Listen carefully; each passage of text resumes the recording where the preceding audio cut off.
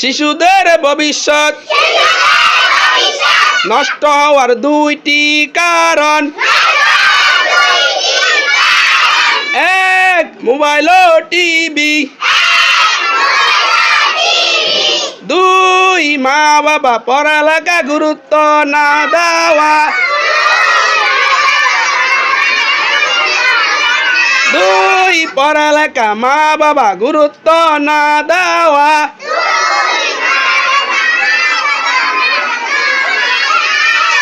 আজকে থেকে মোবাইল টিপবো না, আজকে থেকে মোবাইল টিপবো না, অকারণে মোবাইল চালাবো না, মোবাইল চালাইলে চোখ নষ্ট হইবে,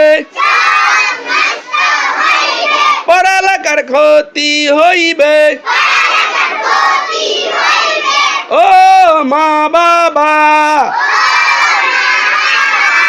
আপনারা পড়ালেখা আমাদেরকে একটু বলিবেন, পড়ালেখা কর, লেখা লেখ। আজকের বাড়ির কাজ তোমার কি?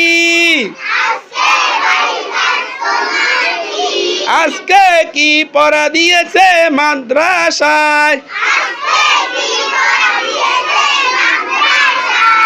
আমরা বাড়িতে গিয়ে